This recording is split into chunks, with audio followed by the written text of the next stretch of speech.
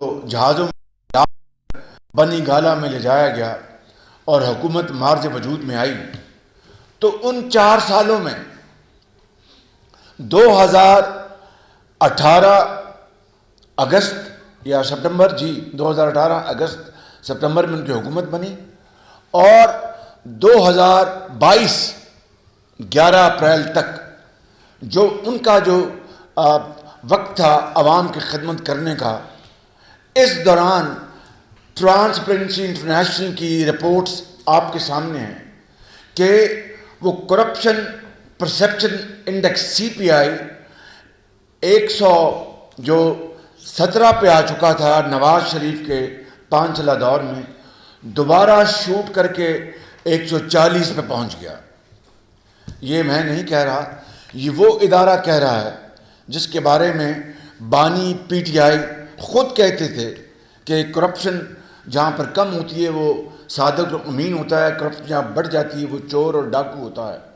تو ان کے دور میں ان کو ان الفاظ میں ایڈریس نہیں کرنا چاہتا کہ کم سے کم ہمیں اس طرح کی بات نہیں کرنی چاہیے، لیکن یہ رپورٹ خود پکار کر کہہ رہی ہے کہ 4 سال میں PTI کے زمانے میں کرپشن دوبارہ 140 پہ چلی گئی، اور جو ان 4 سالوں میں عوام کی خدمت کرنے کے لیے ان کے اپنے دعووں کے مطابق کہ 1 کروڑ نوکریاں انہوں نے دینی تھی، 50 لاکھ گھر بنانے تھے، گھر تو دور کی بات ہے، ایک اینٹ نہیں لگائی، دفاع کیا۔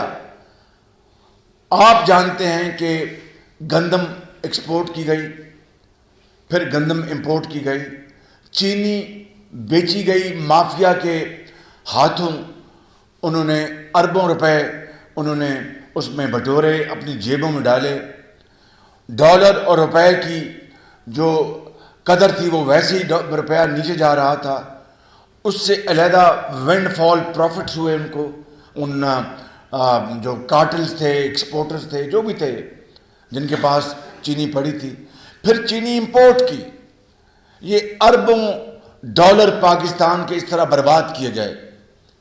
یہ سارے واقعات آپ کے سامنے، اور ایک رات اچانک انہوں نے پریس کانفرنس کی اور اعلان کیا کہ میں نے کمیشن بنا دیا ہے، جنہوں نے چینی اور گندم میں گڑبڑ کی اس کو میں چھوڑوں گا نہیں، جو ان کا ایک تکیہ کلام تھا۔ آج تک نہ وہ رپورٹ آئی، نہ کسی کو پکڑا گیا۔ کہنے کا مقصد یہ ہے کہ نواز شریف کے دور میں PK الائز بنے، نواز شریف کے دور میں سوات میں وہ نواز شریف فاؤنڈیشن ہاسپٹل بنا، نواز شریف کے دور میں ملتان میں چلن ہسپتال بنا، نواز شریف کے دور میں آپ نے فیصل آباد میں چلن ہسپتال بنا، یونیورسٹیاں بنی، عرفہ کریم سینٹر بنے، لاکھوں لیپ ٹاپس دیے گئے، اربوں روپے کے تعلیمی وظائف دیے گئے، سڑکوں کا جال بچھایا گیا، 100 ارب سے پکیاں سڑکاں تے 100 کے پینڈے کہ ہزاروں کلومیٹر یہ دیہاتوں میں اپنا یہ سڑکیں بنائی گئی کسان کے لیے۔ نواز شریف کے دور میں کھاد کسان کو سستی دی گئی، نواز شریف کے دور میں ٹیوب ویل کی جو کسانوں کے ٹیوب ویل تھے ان کے اوپر بجلی کے اوپر مد میں سبسڈی اربوں روپے کی دی گئی۔ یہ اربوں خربوں، اور اس دور میں کرپشن کم ہو، اور اگلا 4 سال بانی PTI کے دور میں ایک اینٹ نہ لگے، گارا نہ لگے، دوائی نہ ملے، مریض سزک کر مر جائیں، جو ادویات فری ہسپتالوں میں ملتی تھی وہ بند کر دی گئیں، PKLI کو برباد کر دیا گیا، اور ہیپاٹائٹس کے سینٹرز جو پورے پنجاب میں بنائے گئے تھے ان کو ختم کر دیا گیا، اور اس کے باوجود بھی کرپشن جو ہے وہ دوبارہ 117 سے 140 پہ چلی گئی۔ یہ ہے وہ سنجیدہ گفتگو جو میں آج آپ سے کرنا چاہتا تھا کہ اگلا الیکشن پاکستان کی قسمت کا فیصلہ کرے گا۔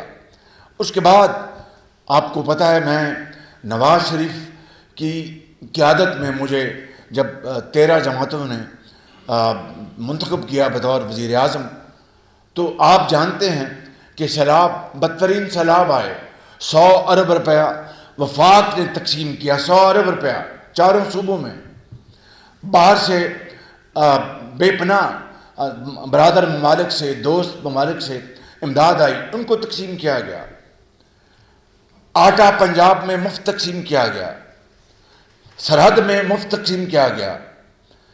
اس کے علاوہ جو بھی ترقیاتی کام تھے، چاہے گوادر کے ہوں، چاہے اسلام آباد کے اندر وہ میٹرو چلیں، اور الحمدللہ باوجود 13 پارٹیز کی یہ ایک کولیشن تھی جس کا میں وزیر اعظم تھا، تو اللہ تعالیٰ نے عزت رکھی۔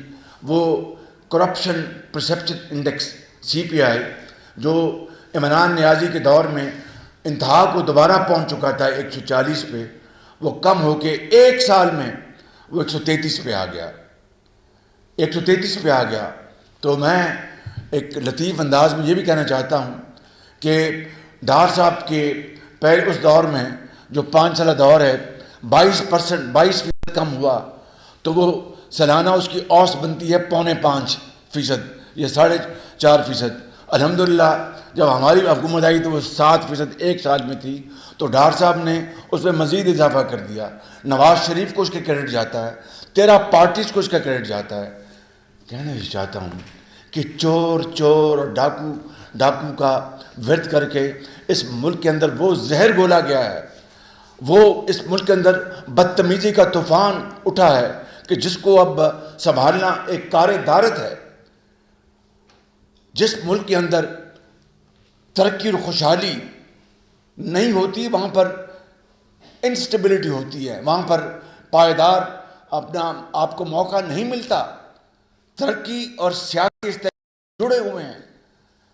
اس طرح کی بدترین الزامات کی بوچھاڑ کر کے اس زمانے میں خود PTI نے کیا، اور ساتھ کچھ قوتوں نے اس کو ساتھ اپنی قوت کے ساتھ اس میں اور بڑھوتری کی، اور آج حالات یہاں پر پہنچے ہیں۔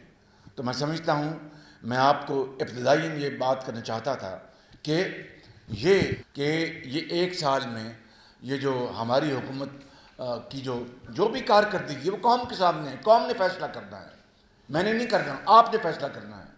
اس میں جو کرپشن میں کمی آئی 7%، اس کا کریڈٹ مجھے اکیلے کو نہیں جاتا، اس کا کریڈٹ نواز شریف کو جاتا ہے، اور 13 پارٹیز کی کولیشن کے سربراہان کو جاتا ہے، فائنانس منسٹر کو جاتا ہے، اور سب کو جو پوری کیبنٹ ہے ان کو جاتا ہے۔ اور اس کے علاوہ میں آپ کو یہاں پر آج پھر یہ بھی بات بتاتا چلوں کہ یہ بات آج ریلیونٹ ہے کہ کس طرح جب نیشنل کرائمز ایجنسی کی کلین چٹ ہمیں ملی تو کس طرح مذاق اڑایا گیا کہ جناب یہ فلاں ہے، پہلے کہا کہ جو شہباز شریف کا تو اس میں نام ہی نہیں، تو سلمان شہباز شریف کا ہے۔ بھائی سلمان شہباز شریف تو پالیٹکس میں ہے ہی نہیں، پالیٹکس تو میں ہوں۔ اگر سلمان شہباز شریف کو کلین چٹ مل گئی تو میرے خلاف پر بات باقی رہتی نہیں ہے، کیونکہ حکومت میں تھا یا سلمان شہباز شریف تھا۔ تو کہنے اور پھر اپنا توڑ مروڑ کے میں اس دردناک باتوں میں نہیں جانا چاہتا۔ اور پھر وہ جو کون تھا، جو ایک وکیل تھا جس نے میاں صاحب کے بارے میں کہا کہ مجھے کاوے موسوی جو برطانیہ میں، اس نے کہا کہ یہ جو الزام تھے کہ نواز شریف نے سنگاپور میں $1 بلین لے 40% کمیشن، یہ تو مجھ پر ڈائریکٹلی لگا کہ شہباز شریف نے کھائی ہے کمیشن۔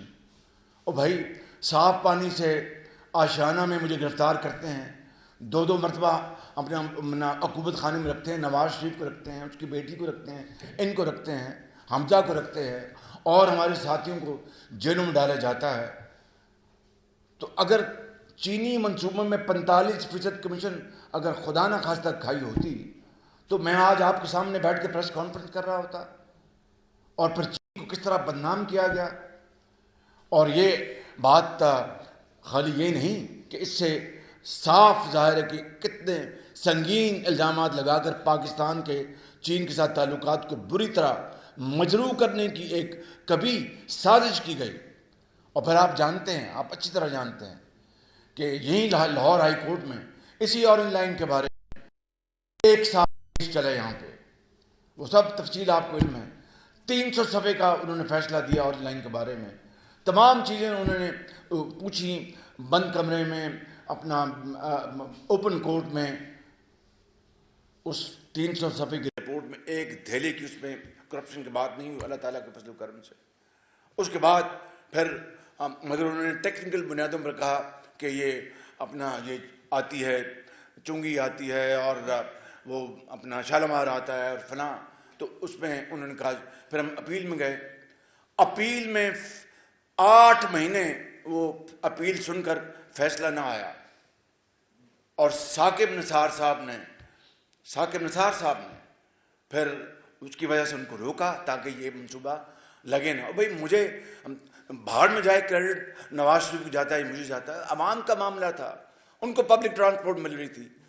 ایک غریب کو, ایک طالب علم کو, ایک استاد کو, ایک ڈش واشر کو, ایک بیوہ کو, ایک کلارک کو, ایک ٹیچر کو, ایک اسٹوڈنٹ کو 2 سال تاخیر ہوئی.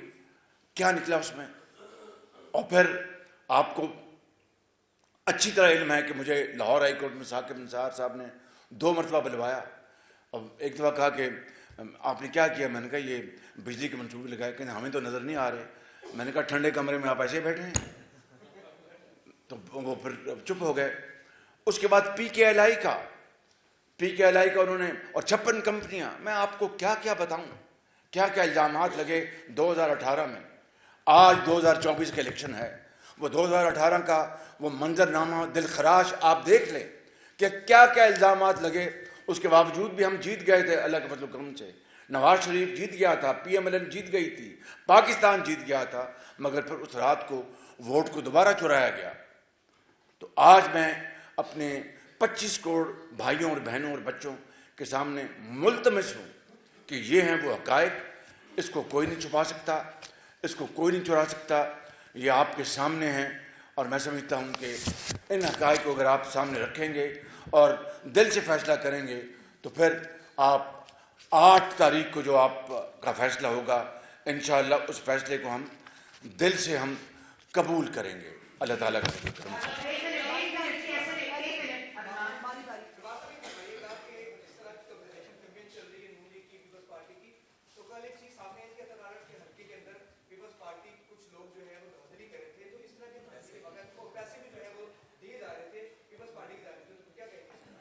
دیکھیے الیکشن لڑنے کا ہر ایک کو حق حاصل ہے. بلاول زرداری صاحب میں نے ان کے ساتھ 16 مہینے کام کیا, بڑے اچھے ہمارے تعلقات رہے.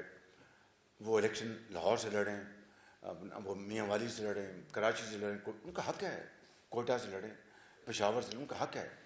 لیکن میں ان کی بات نہیں کر رہا. جہاں کہیں بھی اگر پیسے بانٹ کر اور شناختی کارڈ وہ رکھے جا رہے ہیں, وہ ووٹ کی بدترین توہین ہے. وہ ووٹ کی عزت دو. یہ ووٹ کو کی توقیر کرنے کی بات نہیں ہے, بے توقیری کی بات ہے.